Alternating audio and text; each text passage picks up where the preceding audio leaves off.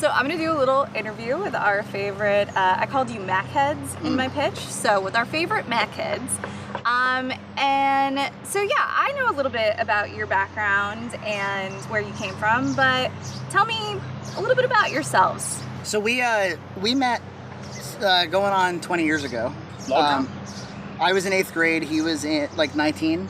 So he had recently graduated high school, and we were introduced by his sister, who I was running track with at the time, if you can believe it, with all the mac and cheese. And she said my brother would get a kick out of you because I was just starting to get into film. It was like 2000, and so it was like late 90s. So commodity video was sort of just coming onto the scene, and I was really like keen to get into filmmaking. And John turned out to be, it's a little town that we live in, Westport, Mass. And it turned out that he was sort of like a video, I don't want to say expert because he was still just a guy in his bedroom. Yeah. But pretty darn good for the time for commodity video. And I had this dream to make a feature-length film. Turned out John was also a musician. He could play piano, he could compose music. And the movie I wanted to make was called I Need to Lose 10 Pounds, and it was about it was a musical about this fat kid. And we spent the next 6 years making it, as well as animations, short films, all kinds of stuff. Started to really become creative collaborators. Went on to make 3 more feature films after that, so we did 4 feature films. A lot of films. And then started podcasting just because we wanted to do lower effort stuff, because every film was just such a gargantuan effort. And then once we were doing serialized sort of episodic stuff, it was John who came to me and said, like, well, what about like a really low effort, like we could shoot it on iPhones, we'll make a box of macaroni and cheese every week, because we always loved mac and cheese. Yes, it was a long-time fixture of our relationship. It was like the thing we always chose to eat whenever we hung out. So soon after we, probably like 16 or 17 episodes in, we got we were on the front page of /r/videos on Reddit, which got us about a couple thousand subscriber bump, and that's when people started sending in mac and cheeses from around the world. Yeah, and that's when it the BoxMac became, as a web series, which also like our right out of the gate, the production value was way better. Way better than iPhones. Because we had our, we have a film background. I've gone to film school. EJ Massa, who shoots it and does a lot of content for the channel, he shows up with all of his gear, and before you know it, like everybody's mic'd, and suddenly, like the cornerstone of the comedy was we're taking way too seriously such a benign thing, and before BoxMac became kind of a creative sandbox for the next 100 episodes. Great. So you've really been at Red Cow since the beginning, John. We both were. I mean, we are kind of Red Cow. The two of us together. So what I find really interesting is that you guys have a modest following, but you really have like a BoxMac community. There are dedicated commenters on every single post, and like, do you think that was really like began at the Reddit, or like how do you think people kind of came to find you and start this community around you? So I think that it's a product of having a small audience. So we see in the first week, we normally see about 1,500 to 2,000 views every time we put up a new video. We put up a new BoxMac every week, and we've been doing that for 2 years. So for one thing, there's like the routine is built into the people who do watch and do love it. The routine is there, and we post Sunday mornings, so like it's part of their Sunday morning routine. A lot of them have spouses and kids who it's like, we've heard about college students who watch, and whole families that actually gather around the TV, like Mormon families and stuff. Good squeaky clean entertainment. Yeah, which is weird for us because all of our stuff in the past had been like not squeaky clean. So if we do slip a swear, we try to bleep it and whatnot. But and I think that they're we started doing viewer submitted Macs in the teens probably, and so like it being a participatory thing was part of its DNA, I think. And then the fact that, there's only 40 to 50 comments a video, you read them all, you respond to them all, you start to get to know people. Yeah. They start to submit, then like if they're local, like this guy, Angry Kirby, who's sort of become a friend of ours, he's like, hey, can I stop by and be on it? Then he becomes like part of the family. Yeah. And so like there's a lot of that going on where there's not so many people that we can't keep track of everybody. And then we kind of, and also we have our own subreddit where that same community is kind of vibrant, and we also get back to them very fast. We respond to them probably in like often the hour that they posted, and we listened to them. Like if recently we posted a stream, for instance, that didn't have the best audio, and somebody was like, I'm disappointed the audio is bad. So I pulled it off and I put it back up with better audio, and they were like, this is why I love this channel, is because you guys will actually like listen to us. And we're like, I think actually one of the things I love most about our following is just how dedicated everyone is to it, and how you know, a lot of people talk about engaged fans, right? And we have some of the best engaged fans for our audience size that I've ever seen. I think it's what really makes it worthwhile, right? The fans really are who we're serving and are who are enjoying it most, and it's so refreshing to see them actually come back and kind of interact and be involved. It's just it really makes it worth the effort. We get a lot of bad advice, like to expand your views, why don't you basically make the show like every other show? Yeah. Exactly. You need to make them smaller and shorter, and they just need to be like great cookout Macs, or something that you can post on Facebook real quick. And the thing is like, that probably is the fact that we don't really make content like that is probably what is stunting us from growing a bigger audience. But I think what accounts for some of the high engagement is the fact that the show is so much more than reviewing a mac and cheese. Exactly. It's almost like a weird narrative story with characters, and like we do these holiday specials that are sometimes full out high production narratives, and small jokes turn into giant jokes, and there's if you watch it serially, I think you're in for like a really weird experience, a really rich experience too. Yeah, it's all cross-linked, and you can kind of see all the little bits and pieces. Yeah, it's each one is kind of its own like self-contained like pop culture like time capsule. Yeah, which is so interesting and so unique. And I think that the fact that you guys are not making this shorter like quote unquote viral content is what keeps people coming back. I think so. I certainly think that that's the case. I mean, when I watch a lot of that content on YouTube, you never really know who it's coming from unless there's a personality in it, right? And even then, it all feels exactly the same. The personality just says a few different things. I think our show really has a different kind of feel to it. Yeah. And that's I think that's what we have for sale. If you like, it's like, because we have other shows on the channel, like again, EJ Massa does a lot of different kinds of content. We also do shopping videos with John. We do movie reviews. We do the narrative stuff.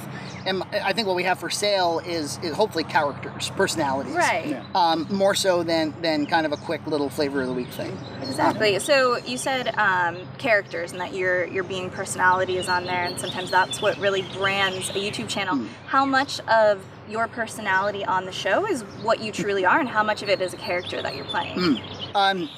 I think I'm about me plus 10%. Yeah. You know, that's exactly what I was going to think. I'm a couple, like, just a little turned up, you know, a little more like, whoa, a little more crazy, but it's not that far off, you know.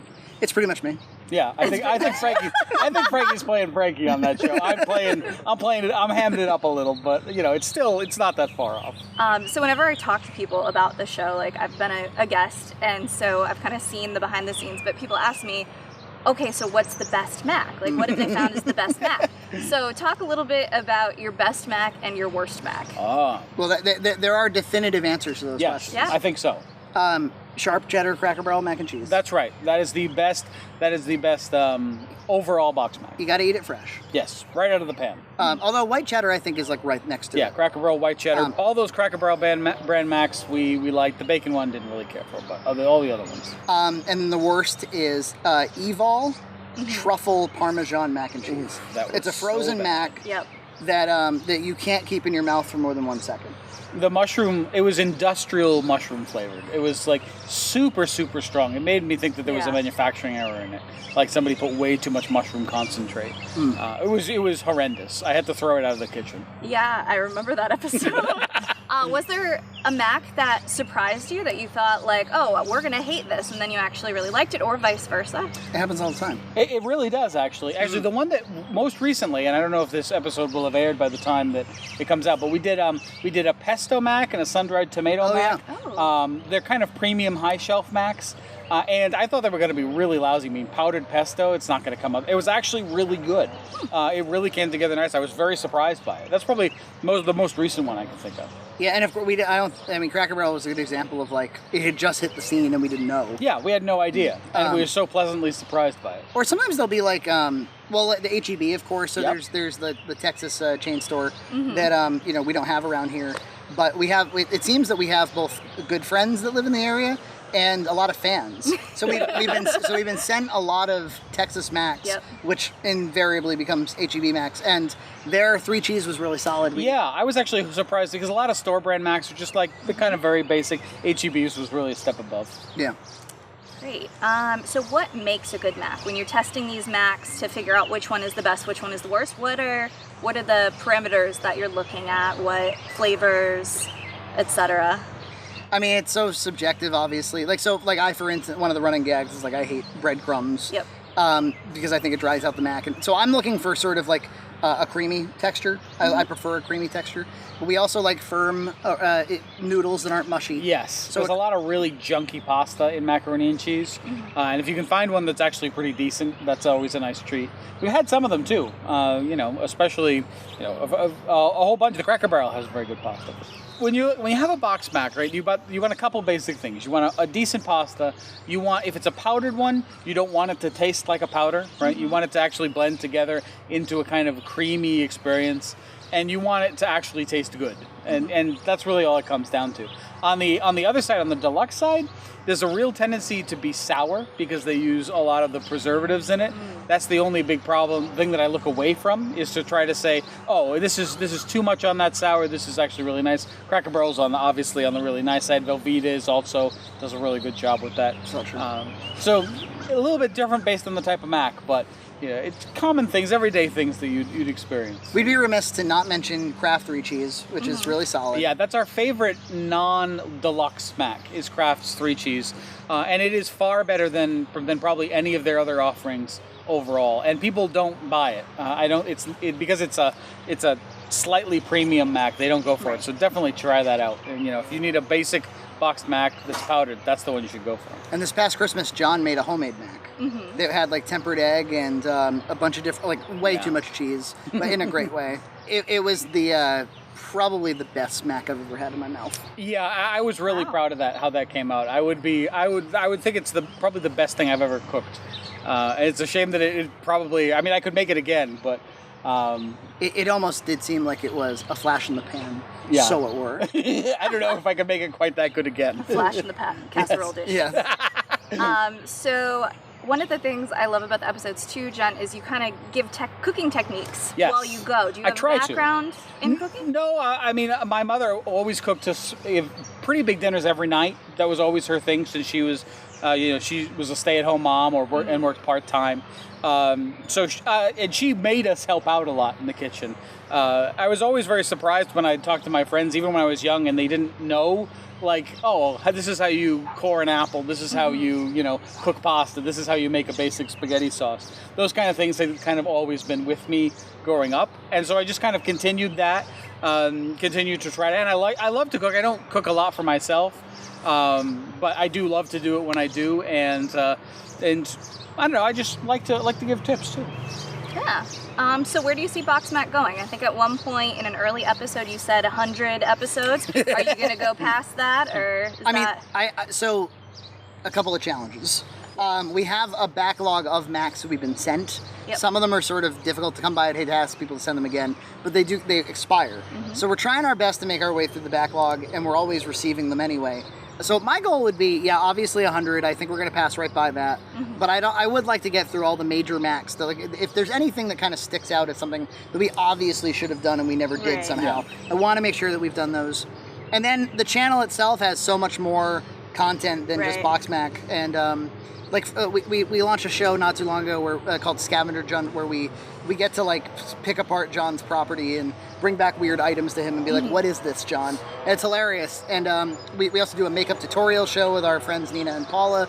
And so there's all of the characters you see in BoxMac also sort of have their own shows. And I hope to kind of fill out the network with those as, if a day comes, and I suspect it will, where BoxMac isn't weekly anymore, maybe it can kind of become irregular like those are. But there's also, John is capable of cooking things that aren't mac and cheese, and we've had requests for, tell me how to make this or that. Yeah. So I'd still really like to do that to kind of transition us into a more general cooking show with a specific angle. We've got to figure out the angle, but that would be prepared foods or who knows. But We won't stop making content. I promise. Yeah, that'll going always anywhere. be there. Great.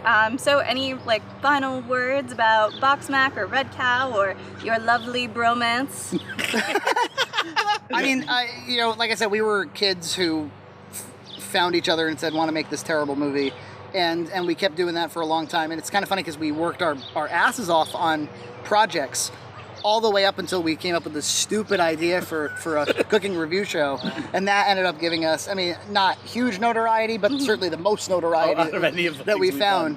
done. And I've been extremely grateful to BoxMac for that, because our fans haven't really pigeonholed us into just like, you make mac and cheese or get out. You know, they've allowed us to do weird things with the show and take comedy risks and Awesome. yeah, it's been like I said, a creative sandbox. It's been a way to like almost do anything, as long as at the end of the day you got to eat a mac and cheese, and I'd like to do that anyway. Absolutely. Great. That's all the questions I have. Thank you guys. Thank you. Thank you so much.